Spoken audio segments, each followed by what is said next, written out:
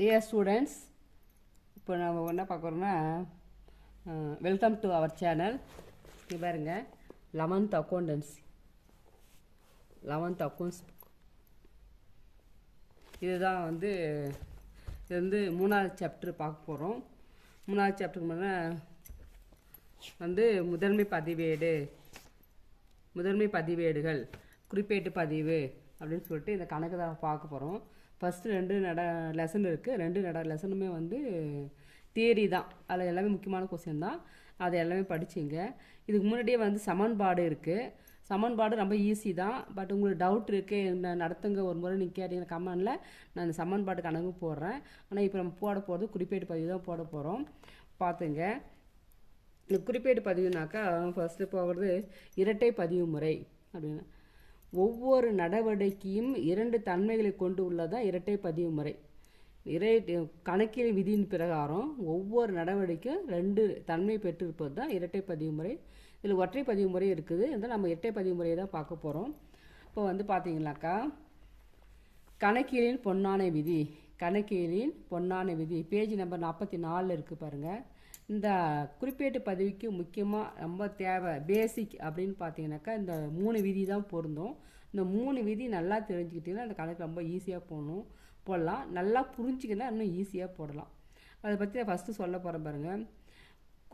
இந்த பொன்னான விதின்னு பார்த்தீங்கன்னாக்கா 3 இருக்குது. 1 ஆள்சார் கணக்கு, 2வது சொத்து கணக்கு, 3 பெயரள கணக்கு, 3 கணக்கு இருக்குது. ஃபஸ்ட்டு கணக்கு பார்த்தீங்கன்னாக்கா ஆள்சார் கணக்கு. ஆள் என்பது ஒரு நபரை குறிக்கும்.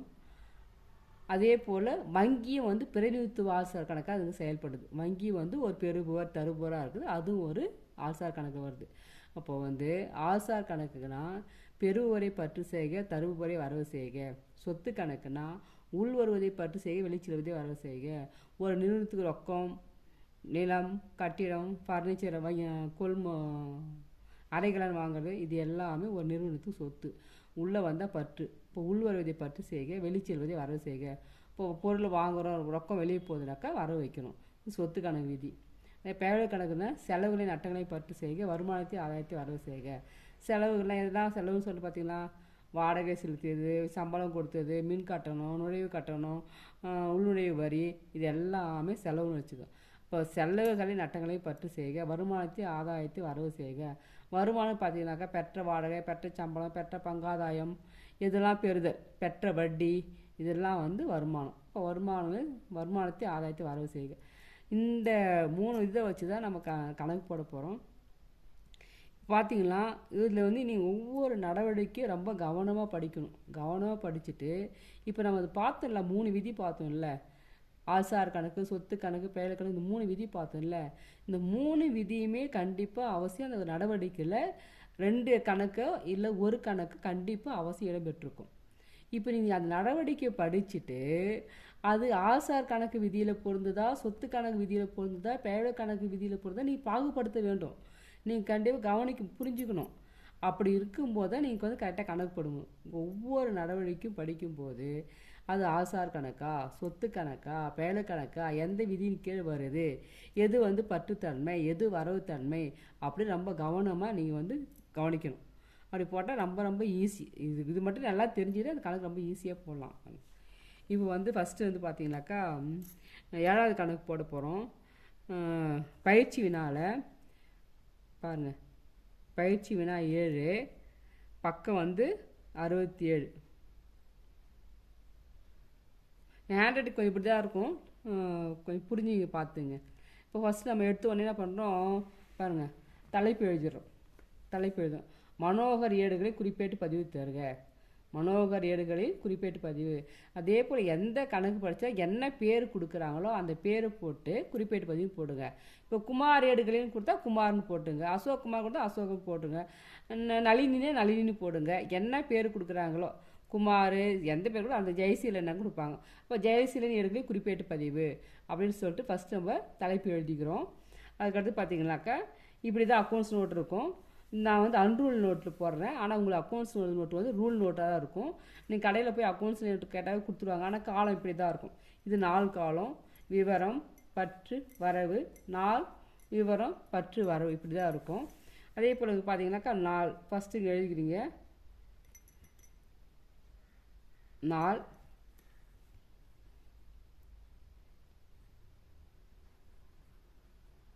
விவரம் பற்று வரவு. அதே போலங்க நாள் விவரம் பற்று வரவு இதுதான். இப்போ இதை வச்சு தான் கணக்கு போட போகிறோம். இங்கே பாருங்கள், பின்வரும் நடவடிக்கைகளை ஜவுளி வியாபாரம் செய்யும் மனோகர் அவர்களின் குறிப்பேடுகளில் பதிவு செய்க. இப்போ மனோகர் ஏடுகளையும் கொடுத்துறாங்க, அதை நம்ம தலைப்பு எழுதிக்கிறோம். மனோகர் ஏடுகளில் குறிப்பேட்டு பதிவு, ஜவுளி வியாபாரம் செய்கிறாரு. இப்போ என்ன பார்த்தீங்கன்னா 4 காலத்தில் 2018 மார்ச் 1 கண்டிப்பாக அவசியம் இதெல்லாம் போடணும் ஸ்டூடெண்ட். பார்த்தீங்கன்னாக்கா ஃபஸ்ட்டு நடவடிக்கை பாருங்கள், 1ஆம் தேதி மனோகர் வியாபாரம் தொடங்க கொண்டு வந்த ரொக்கம் 60,000. நான் ஃபஸ்ட்டு நடக்கும்போது சொன்னேன், ஒவ்வொரு நடவடிக்கையிலும் கண்டிப்பாக 2 விதி 2 கணக்கு பொருந்திருக்கும், இல்லை ஒரு விதி பொருந்திருக்குன்னு பார்த்தோம். இப்போ இதை பார்த்தா மனோகர் அப்படின்னு பார்த்துங்க. மனோகர் என்பவர் யார்? இது வந்து ஆல்சார், ஒரு நபரை குறிக்கும். அப்போ ஆல்சார் கணக்கு பொருந்துதா? 2வது பாரு, ரொக்கம் இருக்கா? அது எந்த சொத்து கணக்கு விதி இருக்குதா? அப்போது ஃபஸ்ட்டு நடவடிக்கையில் ஆல்சார் கணக்கும் இருக்குது, சொத்து கணக்கும் இருக்குது. ஃபஸ்ட்டில் வந்து என்ன இருக்குது? ஆல்சார் கணக்கும் இருக்குது, சொத்து கணக்கும் இருக்குது, ரெண்டுமே பொருந்தி இருக்குது. அப்போது இப்போ ஆல்சார் கணக்கு பார்த்தீங்கன்னாக்கா, இப்போது மனோகர் வியாபாரம் தொடங்க கொண்டு வந்த ரொக்கம். அப்போ அவர் மனோகர் எந்த இடத்துல நிற்கிறார்? அவர் தருவோர் இருக்கிறார், பெருவோர் இடத்துல, தருவோர் இடத்துல இருக்கிறார். அப்போது ஒரு நிறுவனத்துக்கு ரொக்கம் உள்ளே வருது, சொத்து உள்ளே வருது. ரொக்கம் உள்ளே வந்தாக்கா சொத்து உள்ளே வருது. அப்போ இதுக்கு என்ன குறிப்பேட்டு பதிவு போடுங்க? ரொக்க கணக்கு பற்று மனோகர் கணக்கு வரவு, ரொக்க கணக்கு பற்று மனோகர் முதல் கணக்கு வரவு. ஃபஸ்ட்டு நடவடிக்கை பாருங்கள், இன்னொரு வாட்டி சொல்கிறேன் பாரு ஸ்டூடெண்ட். மனோகர் வியாபாரம் தொடங்க கொண்டு வந்த ரொக்கம் 60,000 அப்படி பார்த்தா, மனோகர் என்பது நபர், ரொக்கம் என்பது சொத்து. இப்போது ரொக்கம் உள்ளே வருது. அப்போ என்ன குறிப்பேட்டு பதிவு போடணுனாக்கா, ரொக்க கணக்கு பற்று ஃபஸ்ட்டு இங்கேருந்து ஆரம்பிக்கணும் பாருங்கள்.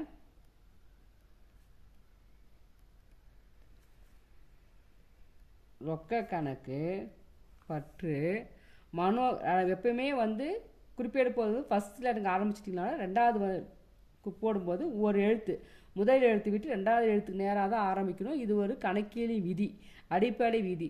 அப்படி பார்க்கும்போது இங்கே என்ன வரணும்? மனோகர் முதல் கணக்கு வரவு. பாருங்கள், தள்ளி எழுதியிருக்கேன் பாருங்கள். மனோகர்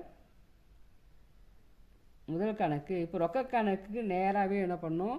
60,000 போட்டுரு. பற்று 60,000,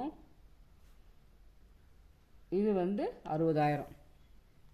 அதுக்கடுத்து பார்த்தீங்கன்னாக்கா, இங்கே வந்து கண்டிப்பாக ஒவ்வொரு நடவடிக்கையும் நீங்கள் வந்து விளக்கு எழுதியாகணும். ஒவ்வொரு நடவடிக்கை கண்டிப்பாக அவசியம் விளக்கு எழுதணும். அப்படி பார்த்தா மனோகர் ரொக்கத்துடன் தொழில் தொடங்கினா எழுதுங்க. ப்ராக்கெட்டில் மனோகர்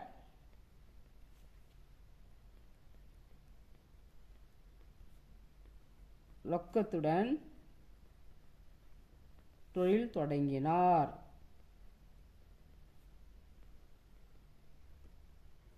பக்கத்தில் புக்கு எடுத்து வச்சுட்டு அந்த பேஜ் நம்பர் எடுத்து பார்த்தீங்கன்னா, நான் சொல்கிறது கை வச்சு பார்த்தா உங்களுக்கு கண்டிப்பாக புரியும். பக்கத்தில் நோட்டு இருக்கணும், புக்கு இருக்கணும். கண்டிப்பாக 2 புக்கு இருந்தாவே நீங்கள் எடுத்து பார்க்கலாம். நீங்கள் புக்கு தெரியல அப்படின்லாம் சொல்லக்கூடாது, எடுத்து பார்க்கணும். புக்கு வந்து பக்கத்தில் வச்சுங்க. புக்கு பேஜ் நம்பர் தரச்சு. 2வது பாருங்கள், ரொக்கத்திற்கு அரைகலன் வாங்கியது. ரொக்கம் அரைகலன் 2 இருக்குது. ரொக்கம் அரைகலன். இப்போ பார்த்தீங்கன்னா நான் சொன்னேன், ரொக்கமும் சொத்து தான், அரைகலன் சொத்து தான். அப்போ இந்த நடவடிக்கையில் ஒரு விதி தான் பொருந்திருக்குது. அப்படின்னா அது சொத்து விதி மட்டும்தான் இருக்குது, சொத்து கணக்கு மட்டும் தான் இருக்குது. அப்படி பார்த்தீங்கன்னாக்கா, அரைகலன் வாங்கியது, ரொக்கத்திற்கு அரைகலன் வாங்கியது. அப்படின்னா அது அரைகலன் உள்ளே வருது, ரொக்கம் வெளியே போகுது. காசு கொடுத்துட்டு பொருள் வாங்குகிறோம், புரியுதா? உள்ளே வருது. இப்போ சொத்து கணக்கு விதி பிரகாரம்னா அது உள் வருவதை பற்று செய்க, வெளிச்செல்வதை வரவு செய்யனாக்கா அது அரைகலன் கணக்கு பற்று. அரைகலன் உள்ளே வருது, வாங்கியது உள்ளே வருது. அப்போ அரைகலன் கணக்கு பற்று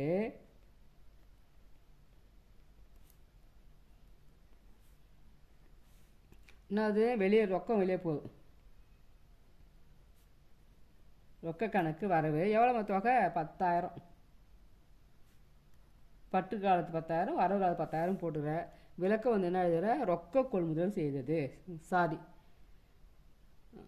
ரொக்க கொள்முதல் செய்தது எழுதலாம்.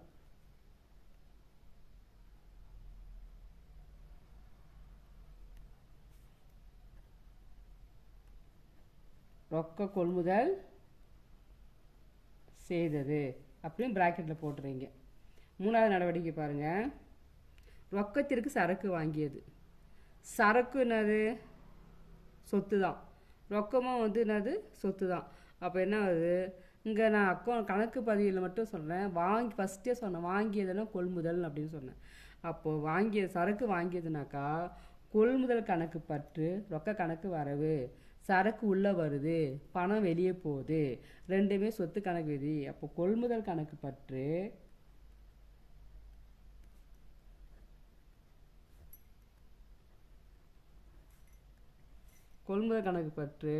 ரொக்க கணக்கு வரவு. கரெக்டாக பாருங்கள், ஒரு எழுத்து விட்டு தான் எழுதணும் பாருங்கள். எவ்வளோ தொகை, 25,000.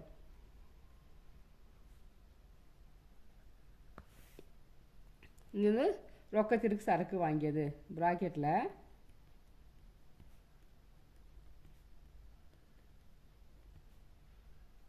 ரொக்கத்திற்கு சரக்கு வாங்கியது.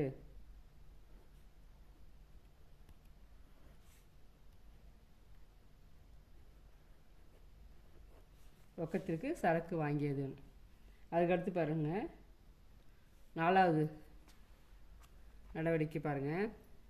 6ஆம் தேதி, அது என்ன டேட் கொடுக்கோ அந்த டேட் தான் போடணும். 6ஆம் தேதி பாருங்கள். கமலேஷிடமிருந்து கடனுக்கு சரக்கு வாங்கியது. இப்போ கமலேஷ் என்பவர் நபர், அப்போது ஆள்சார் கணக்கு. சரக்கு வந்து சொத்து கணக்கு விதி. இப்போ கமலேஷ் இருந்து கடனுக்கு சரக்கு வாங்கியது. அங்கே என்ன பண்ணுற, கமலேஷ் என்பவர் யார், அங்கே தருவோர். அப்போது வாங்கியதுனாக்க கொள்முதல், ரொக்க கொள்முதல், கடன் கொள்முதல் எல்லாமே கொள்முதல் தான் போடலாம், இல்லை கடன் கொள்முதல் கணக்கு போடலாம். இப்போ கொள்முதல் கணக்கு பற்று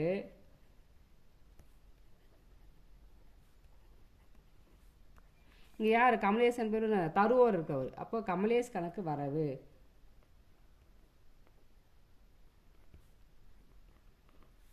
இப்போ ப்ராக்கெட்டில் கடன் கொள்முதல் செய்துன்னு போட்டுக்கலாம்.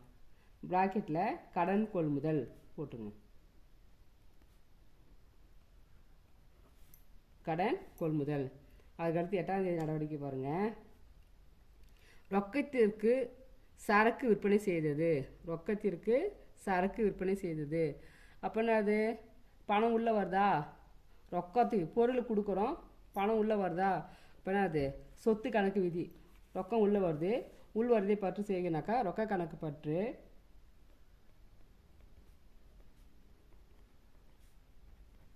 விற்பனை கணக்கு வரவு. எவ்வளோ தொகை, சாரி இதுக்கு அமௌண்ட் போட விட்டேன் பாருங்கள். 6ஆவது நடவடிக்கை எவ்வளோ அமௌண்ட்டு, 15,000. அப்போ போய் உடனே போட்டுடணும் 15,000. அப்போ 8ஆம் தேதி பாருங்கள், 28,000 ரூபா. ரொக்க கணக்கு பற்று 28,000, விற்பனை கணக்கு அதாவது 28,000. இங்கே என்ன எழுதணும், ரொக்க விற்பனை.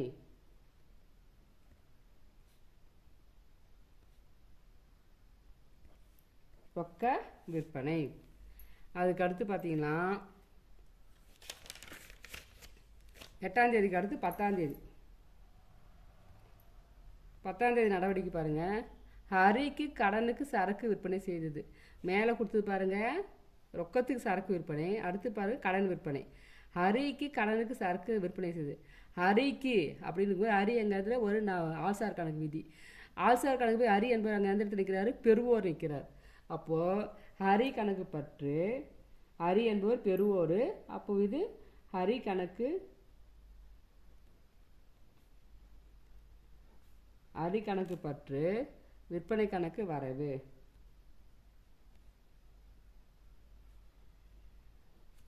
இங்கே வந்து ஹரி கடன் விற்பனை போட்டுருங்க. ஹரிக்கு கடன் விற்பனை செய்யுது, இல்லை கடன் விற்பனை போட்டாலும் ஓகே. கடன் விற்பனை எவ்வளோ தொகை பாருங்கள், 10,000.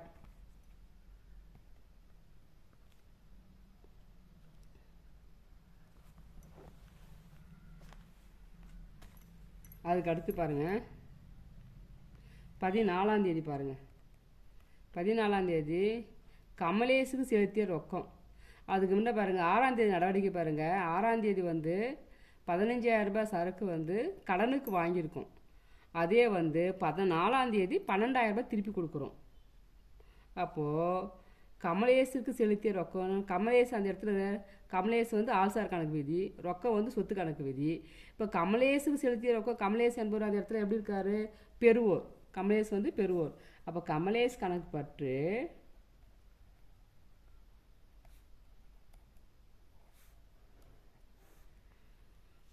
என்னது? ரொக்க கணக்கு வெளியே வரவு, ரொக்கம் வெளியே போகுது. எவ்வளோ தொகை? 12,000. 15,000 ரூபாய் சரக்கு கடனுக்கு வாங்கினார். ஆனால் அவர் 14ஆம் தேதி 12,000 தான் கொடுத்துக்கிறாரு. ஒன்று. அதுக்கடுத்து என்னது? இங்கே வந்து கமலேஷுக்கு செலுத்திய ரொக்கம் எழுதிக்கு ப்ராக்கெட்டில்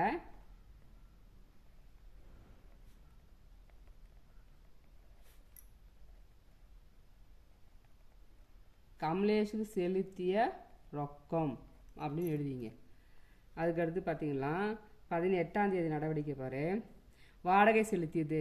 இப்போ இந்த வாடகை செலுத்தியது எந்த விதியில் வருதுனாக்கா பேவலை கணக்கு விதி. ஸோ ஃபஸ்ட்டே சொன்னேன், வாடகை செலுத்தியது, சம்பளம் செலுத்து, கூலி, மின் கட்டணம், நோய் கிடையாது கொடுத்தனா எல்லாம் செலவுன்னு சொன்னேன். இப்போ செலவுகளையும் நட்டங்களையும் பற்று செய்க, வருமானத்தையும் ஆதாயத்தையும் வரவு செய்க. இப்போ வாடகை செலுத்து பேவலை கணக்கு விதி. இப்போ வாடகை கணக்கு பற்று,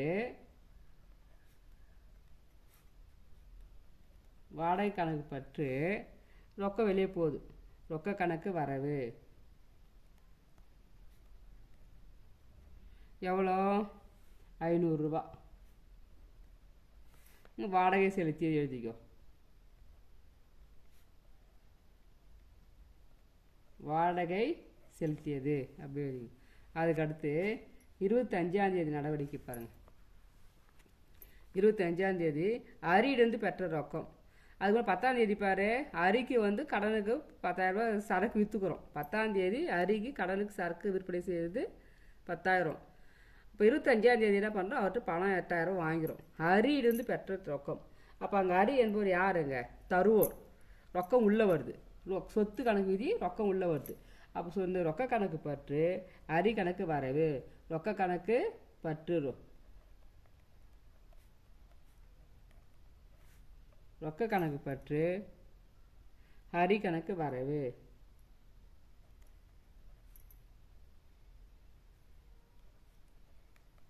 எவ்வளோ? 8,000. இங்கே வந்து அரியிலிருந்து பெற்ற ரொக்கம்னு எழுதிங்க.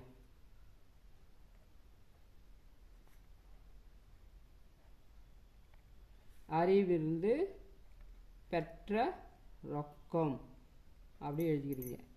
அது லாஸ்ட் நடவடிக்கை பாருங்கள். 28ஆம் தேதி சொந்த பயன்பாட்டுக்காக பணம் எடுத்தது. அப்போனா எடுப்பு கணக்கு பற்று பணம் எடுக்கிறோம் இருக்கு. அப்போ முதல் மனோகர் வந்து 60,000 முதல் போடுறாரு இல்லையா? அதில் அவர் பணம் எடுத்துக்கிறாரு, சொந்த பயன்பாட்டு பணம் எடுத்துக்கிறாரு. அப்போ எடுப்பு கணக்கு பற்று ரொக்க கணக்கு வரவு.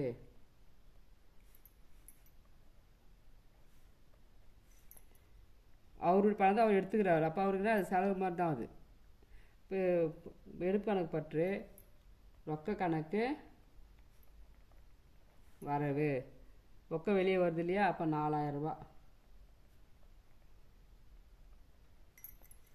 சொந்த பயன்பாட்டுக்கு ரொக்கம் எடுத்தது எழுதிங்க.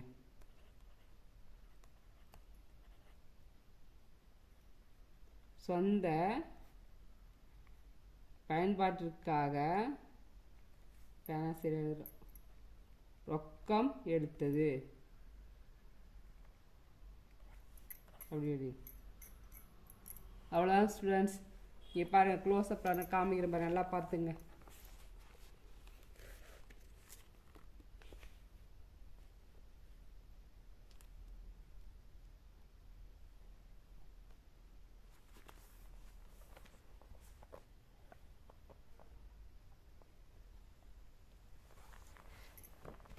இன்னும் இதில் ஏதாவது டவுட் இருக்குது, எனக்கு இன்னும் புரியல, இன்னும் தெளிவாக சொல்லணும்னு சொன்னால் கமெண்ட் பண்ணுங்கள், சொல்லுங்கள், நான் அதுக்கு ரிப்பீட் பண்ணுறேன்.